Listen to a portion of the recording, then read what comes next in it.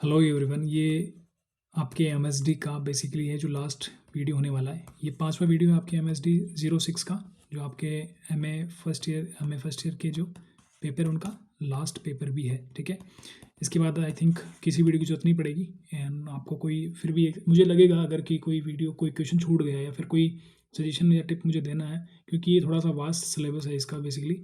क्योंकि साहित्य का इतिहास को ना बड़ा, इसमें बहुत सारी चीज़ें आती है कि क्या क्या कवर करना है, क्या छोड़ देना है। तो ये वीडियो आपका फाइनल होने वाला है आई थिंक। इसके बाद में अगर कोई नीड होगी तो मैं डेफिनेटली आपको दूंगा। तो आओ शुरू करते हैं इस वीडियो में। सो छायावाद का शिल्प पूछे आपसे, है ना। छायावाद की विशेषताएं पूछे या छायावाद की प्रवृत्तियां पूछे। कहने का मतलब है कि छायावाद से रिलेटेड अगर कोई भी क्वेश्चन आता है तो आपको ये क्वेश्चन का आंसर ये देना है, मैं जो बताऊंगा अभी आपको। ठीक है, छायावाद के क्वेश्चन बहुत ज़्यादा रिपीट हुए हैं, है ना। छायावाद के क्वेश्चन बहुत बार रिपीट हुए हैं, तो ये बहुत ज़्यादा मोस्ट प्रोबेबल क्वेश्चन में से एक है जो बहुत आपके 16 नंबर में आ सकता है। ठीक है, ऑलमोस्ट मैंने इतना कंटेंट आपको दे दिया 4 वीडियोज़ में कि आप 5 क्वेश्चन करने हैं तो उनमें से 4 आप कर सकते हो उनमें से। बट एक सस्पेक्टेड क्वेश्चन है और ये मोस्ट इंपॉर्टेंट क्वेश्चन भी है, वो मैं आपको इसमें लेके चल रहा हूँ। 2-3 क्वेश्चन इस वीडियो में करेंगे अपन, बाकी आपका सारा कंटेंट जो है कवर हो जाएगा। ठीक है, तो शुरू करते हैं। सो छायावाद की प्रमुख विशेषताएं, तो छायावाद की प्रमुख विशेषताओं की बात करेंगे अपन। तो छायावाद का परिचय, छायावाद कब का साहित्य है बेसिकली।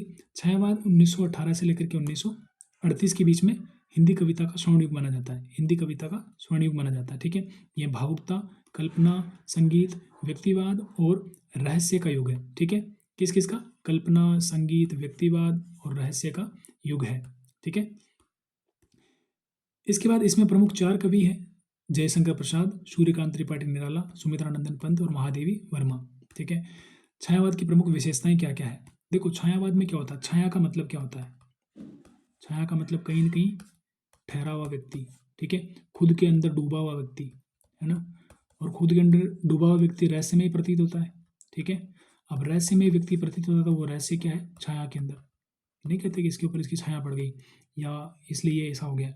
तो छाया का मतलब क्या होता है, अज्ञात से रिलेटेड होता है। ठीक है, अज्ञात से, कि किसके बारे में सोच रहा पता भी नहीं है, क्या लिख रहा है यही जाने, जो सोच रहा है वही जाने। ठीक है, तो छायावाद की प्रमुख विशेषताएं क्या है कि व्यक्ति खुद में उसकी अनुभूतियों, संवेदनाओं, भाव विश्व सब उसी के अपने केंद्र में होता है। व्यक्ति खुद अपने केंद्र में होता है इसमें, वो बाहरी जगत के बारे में नहीं सोचता हुआ प्रतीत होता है। ठीक है, इसमें आत्मचेतना, मन स्थितियों का सूक्ष्म चित्रण जो होता है। इन चारों कवियों ने इस तरह की रचनाएं लिखी है।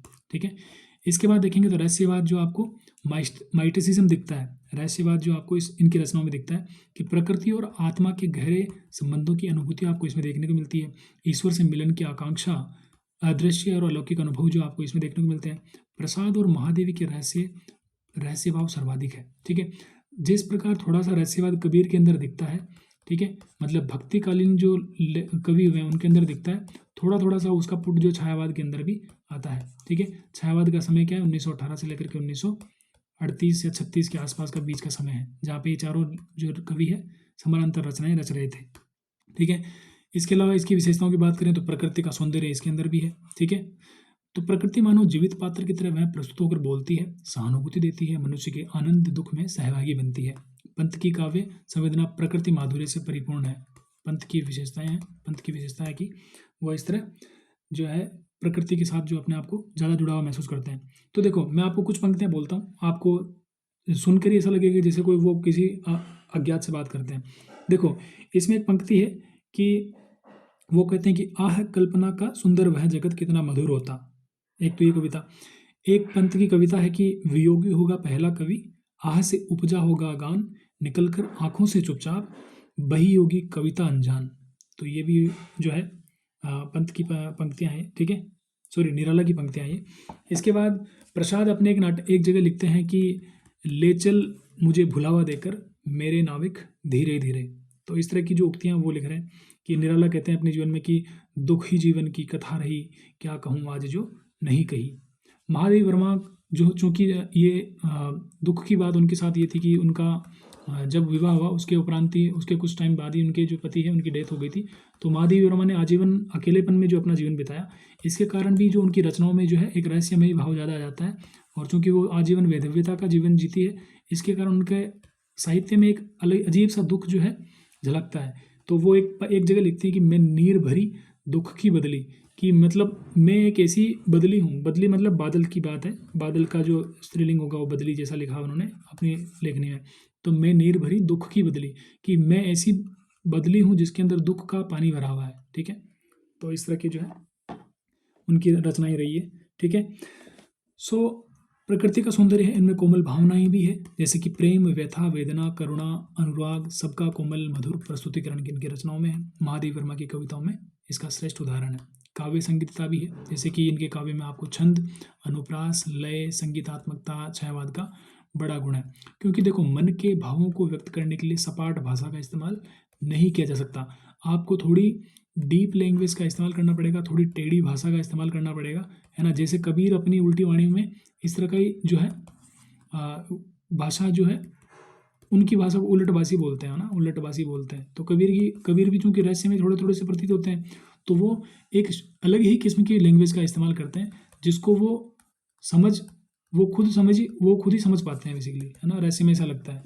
तो ठीक है, तो भाषा की मधुरता है छायावादी कवियों में, इसमें गेयता और काव्य अनुभूति की भी जो है झलक दिखती है। कल्पनाशीलता, तो गहरे बिंब है इसके अंदर, कल्पनाशीलता में बिंब गहरे हैं, प्रतीक, रूपक, जिनसे कविता में सौंदर्य और रहस्य बढ़ता है, ठीक है। बिंब का मतलब क्या समझते हैं आप? बिंब का मतलब ये है कि जैसे कि मैं आपको कहूँ कि झरने से पानी कूदता है, तो जैसे ही झरने से पानी कूदता, मैं ऐसा कहूँगा तो आपके मन में एक चित्र बन रहा होगा कि झरने से जैसे पानी कूद रहा है, ठीक है, ठीक है। मैं ये कहूँ कि मैं एक अंधेरे कमरे में बंद हूँ और एक मोमबत्ती जल रही है, तो मैंने तो बोला, बट आपके दिमाग में वो पिक्चर चलने लग गई होगी, तो ये बिंब है बेसिकली, ठीक है। तो इनकी कल्पनाशीलता में बिंब भी है, प्रतीक भी है और रूपक भी है, ठीक है। कल्पना का उच्च उड़ान, परंतु भाव सत्य की जड़ें भी मजबूत है, ठीक है।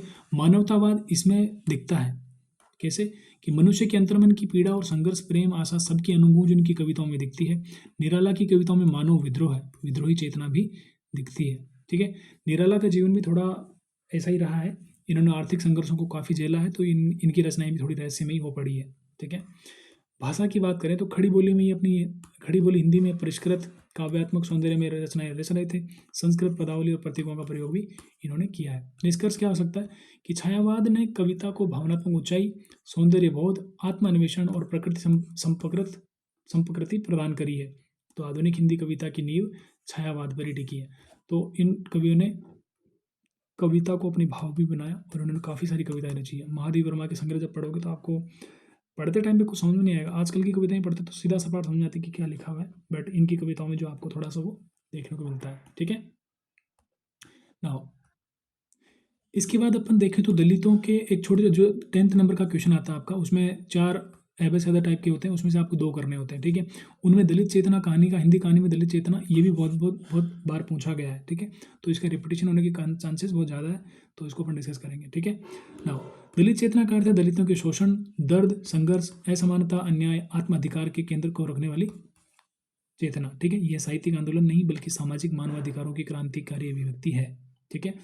मतलब इस कविता का अर्थ है कि दलितों की स्थिति में चेंज लेके आना, न कि दलितों की व्यथा को महिमा मंडित करना या फिर जो जिस दशा में वो है उसमें आनंद की प्राप्ति करना, नहीं। ये यथार्थवादी रचनाएं हैं बेसिकली। इसमें दलित जीवन की सच्चाई, आत्मसम्मान, विद्रोह को साहित्य में स्थान दिलवाना ही मुख्य उद्देश्य रहा है, ठीक है। इसके बाद इस कहानी में दलित चेतना का उदय कैसे होता है? तो दलित चेतना का मुख्यतः उभार कब हुआ? 1950 के बाद, परंतु 1990 के बाद ये मुख्य धारा में बन गई। देखो 1977 में बिहार के एक एरिया, एक गांव है बेलछी, जहाँ पर बेलछी कांड होता है। बेलछी कांड में क्या होता है? बेलछी कांड के अंदर जो है 6-7 दलितों को आग के अंदर झोंक करके मार दिया जाता है, जिसके कारण उसका पूरे विश्व स्तर पर, मतलब विश्व स्तर पर नहीं, राष्ट्रीय स्तर पर राजनीति पर इसका गहरा प्रभाव पड़ता है। इसके बाद जो दलित चेतना में जो उभार आया, उसके बाद बहुत ज़्यादा जो है दलित जो है बहुत जागरूक हुए, उनके ऊपर कहानियाँ रचने लगे, इवन खुद उन्होंने कलम उठा ली और वो अपनी रचनाएं लिखने लगे साहित्य में, ठीक है। तो पहले की कहानियों में दलित पात्र सहानुभूति के रूप में आते थे, पर बाद में भी अपनी आवाज़ के साथ स्वयं उपस्थित होने लगे हैं, ठीक है। तो प्रमुख विशेषताएं क्या है इसकी? तो यथार्थवादी चित्रण करते हैं, ठीक है, मतलब रोमानी चित्रण नहीं है, दलितों की वास्तविकता का चित्रण है, दलितों के जीवन का कठोर, बिना सजावट का यथार्थ, भेदभाव, गरीबी, उत्पीड़न, श्रम शक्ति का शोषण, गांव शहर मजदूरी, जाति हिंसा के दृश्य वस्तुनिष्ठ रूप में जो है दलित चेतना वाली कहानियों में देखने को या कविताओं में आपको देखने को मिलते हैं। प्रतिरोध और विद्रोह है, प्रतिरोध और विद्रोह है। दलित पात्र केवल पीड़ित नहीं है, प्रतिरोध, संघर्ष, अन्याय के विरुद्ध लड़ने वाले बनते हैं, आत्मसम्मान और अधिकार प्राप्ति की मांग करते हैं। ठीक है, इनकी भाषा शैली कैसी है? तो देखो, पीड़ित व्यक्ति की भाषा कैसी हो सकती है? सरल तो होती है, बट वो तीखी, सीधे वार करने वाली भाषा होती है। ठीक है, इसमें मुहावरे, लोक भाषा, दलित समुदाय के शब्द कहानियों को वास्तविक बनाते हैं। ठीक है, तो सामाजिक ढांचे की आलोचना ये कहानियां करती हैं इनकी। ठीक है, ये कविताएं जो है सामाजिक ढांचे की आलोचना करती, जाति व्यवस्था की आलोचना करती, सामंती मानसिकता की आलोचना करती, ब्राह्मणवादी सोच की आलोचना करती है। कहानी समाज के भीतर छुपे अन्याय की संरचना को उजागर करती है। मानवीय संवेदना भी है इनके अंदर दिखती है। दलित साहित्य केवल संघर्ष नहीं है, बल्कि प्रेम, संबंध, उम्मीद, मानवीयता को भी उभारता है। ठीक है, इसके बाद देखें तो प्रमुख दलित कहानीकार कौन हुए? देखो, कोई भी किसी भी विचारधारा के बारे में लिखना, किसी भी जैसे छायावाद के बारे में लिखोगे तो उनके रचनाकार लिखोगे आप उनके अंदर, है ना। दलित कहानीकारों के बारे में लिखोगे तो दलित कहानीकारों का जिक्र आप करोगे, तब जाके आपकी जो आप बोल रहे हो वो वेरीफाई हो पाता है। ठीक है, हालांकि इग्नू के पेपर में आपको कॉपी भरनी होती है। ठीक है, क्योंकि यूनिवर्सिटीज़ के जितने पेपर होते हैं उनके अंदर आपको कॉपी भरना ही उनका मुख्य उद्देश्य होता है। ठीक है, आपने क्या लिखा है शायद ही कोई प्रोफेसर आई थिंक पढ़ता होगा, अगर पढ़ता भी होगा तो डेफिनेटली आपको ये चीज़ें तब मेंशन डेफिनेटली करनी है, और आपको तो करनी है, आपने एंड से बेस्ट करके आना है ना। जब कंटेंट है, जब चीज़ें याद है तो क्यों नहीं लिखोगे? ठीक है, और जो चीज़ आप फैक्ट के रूप में डालो ना, कोई विशेष नाम डाल रहे हो, कोई चीज़ डाल रहे हो, तो उसको अंडरलाइन कर दिया करो उसके नीचे, ताकि जब कॉपी चेक करने वाला आपके पेज पर आए ना, किसी पेज पर जहाँ पे आपने अंडरलाइन किया है, तो आप उसके अंदर केवल उसी अंडरलाइन शब्द पे पढ़े और उस पर वो राइट मार्क निकाल के आगे चला जाए, ताकि पूरा पैराग्राफ नहीं पढ़ना पड़े उसको, और आप नंबर भी आराम से गेदर कर सकते हो उससे। ठीक है, तो प्रमुख दलित कहानीकार कौन हुए? ओम प्रकाश वाल्मीकि। ठीक है, इनकी एक रचना सदियों का संताप, सलाम, है ना। दूसरे हैं जयप्रकाश कर्दम। सूर्यकांत त्रिपाठी निराला ने भी जो है इनमें दलितों के बारे में लिखा है। मोहनदास नेमिसराय ने भी जो है दलित चेतना के बारे में लिखा है। चित्रा मुदगल ने भी इसमें लिखा है। इनकी एक अछूत पोस्ट बॉक्स नंबर 203, ये दो रचनाएं हैं, अछूत और post box number 203। Krishna Sobti, सानी, कमला भसीन दलित अनुभव को व्यापक सामाजिक संदर्भ में जोड़ने वाले लेखिकाएं हैं। ये लेखिकाएं हैं, इन्होंने भी जो है दलित चेतना के बारे में लिखा है। तो अब इसका निष्कर्ष क्या है? इसके निष्कर्ष की बात करें तो हिंदी कहानी में दलित चेतना ने साहित्य को नैतिक साहस, यथार्थवाद, सामाजिक न्याय और मानवीय सम्मान की नई दृष्टि दी। यह सिर्फ साहित्यिक आंदोलन नहीं, बल्कि सामाजिक परिवर्तन की एक सशक्त आवाज है। ठीक है, देखो, एक सिमिलर सा पॉइंट है कि दलित चेतना या फिर मजदूर, आदिवासी, इनके ऊपर जितना आज प्रखर रूप से लिखा जाता है, या फिर जब से लिखा जाने लगा ना, उससे पहले भी आपने देखा कि जब हिंदी साहित्य का इतिहास अपन पढ़ते हैं तो आदि काल, भक्ति काल, रीति काल और आधुनिक काल तक जब अपन पहुंचते हैं तो इन गरीब वर्गों का कोई ज़्यादा इनमें विश्लेषण मंथन नहीं हो दिखता है। बट आप एक चीज़ नोटिस करोगे कि भक्ति काल के अंदर जो है समाज में फैली विषमता के कारण ही जो है निर्गुण भक्ति संत पैदा हुए, जिनमें कबीर भी थे। उन्होंने इन विद्रोहताओं पर खुल के लिखा था। इसका मतलब क्या है कि भक्ति आंदोलन भी एक तरह से क्या लाने वाला था, सोशल चेंज लाने के लिए एक अच्छा जो है माध्यम बना था। तो सामाजिक न्याय की जब बात आती है तो भक्ति आंदोलन को बहुत ही अच्छे शब्दों में लिखा जा सकता है, उसी के बारे में चर्चा करेंगे। ठीक है, इसमें आप वो पॉइंट भी निकाल लोगे, और उस टाइम पे भक्ति आंदोलन जो अखिल भारतीय स्वरूप किस तरह फैला उसका, कि दक्षिण भारत में और उत्तर भारत में जो है भक्ति आंदोलन का प्रसार किस तरह होता है, उसके बारे में चीज़ आपको यहाँ देखने को मिलेगी। ठीक है, इसको पढ़ते हैं। ठीक है, तो भक्ति आंदोलन का अखिल भारतीय स्वरूप कैसा है? तो भक्ति आंदोलन का अर्थ क्या है? तो भारत में 7वीं से लेकर 17वीं सदी तक के बीच में विकसित धार्मिक सामाजिक चेतना वह धारा जिसने ईश्वर भक्ति को जाति, वर्ण, संप्रदाय से ऊपर उठाया। भक्ति आंदोलन में किसी देवता विशेष का जो है चलन नहीं था। बेसिकली ये 7वीं शताब्दी से लेकर के 17वीं शताब्दी तक चला, है ना। बट इसमें किसी पर्टिकुलर देवता की कोई पूजा जो जाति, वर्ण, संप्रदाय के बंधनों में बंधकर नहीं होती थी। जो चाहे, जिस तरह चाहे, जिस रूप में चाहे, उस रूप में उस ईश्वर की आराधना करने के लिए स्वतंत्र होने लगा था। कहने का मतलब सिंपल सा इतना सा है। तो इस आंदोलन का मुख्य उद्देश्य क्या था? इसका उद्देश्य था बेसिकली मानवता, समानता, प्रेम और ईश्वर से सीधा संबंध स्थापित करना। क्योंकि ईश्वर से सीधा संबंध स्थापित करने के लिए पहले क्या होता था, आज भी कभी कभी देखने को मिलता है कि पंडित जी के बिना कोई पूजा पाठ नहीं होती है। तो पंडित जी मीडिएटर का काम करते हैं। तो ऐसा क्यों है? पंडित जी के पास ऐसा क्या विशेष है कि वो केवल ईश्वर से पहचान बना सकते हैं या ईश्वर के नज़दीक जा सकते हैं, बाकी लोगों में क्या ऐसी कमी है? तो बेसिकली भक्ति आंदोलन इसी मानसिक जड़ता को बेसिकली उस पर मतलब आघात करता है और वो कहता है कि कोई भी व्यक्ति जिस रूप में चाहे, जिस ढंग से चाहे ईश्वर से जुड़ सकता है। ठीक है। नाउ अखिल भारतीय स्वरूप कैसे है फिर इसका? पूरे भारत में इसका प्रसार हुआ। जैसे दक्षिण भारत में अलवार और नायनार संत, 12 भक्त कवियों का समूह था नायनार और अलवारों का। ठीक है। उत्तर भारत में कबीर को देखोगे तो रविदास, तुलसीदास, मीरा और सूर, इन कवियों ने बहुत ज़्यादा भक्ति आंदोलन में सहयोग दिया। पश्चिम में आप दादू नाथ पंथ और दादू पंथ को देखोगे। पूर्व में आप चैतन्य महाप्रभु और शंकर देव को देखोगे। ठीक है। तो उत्तर, दक्षिण, पूर्व, पश्चिम के सारे जो कवि हैं यहाँ लिखे गए हैं, आप इनको देख सकते हैं। ठीक है। इसमें भक्ति आंदोलन ने पूरे भारत को एक समान रूप में फैला दिया। ठीक है। इसके बाद देखोगे तो भाषा कौन सी थी भक्ति आंदोलन के दौरान? लोक भाषाओं का प्रयोग हुआ। कोई संस्कृत भाषा नहीं, क्योंकि संस्कृत तो पंडितों की भाषा है, या पांडित्यपूर्ण भाषा, या अभिजातीय वर्ग की भाषा है, जो आम जन को समझ में नहीं आती थी।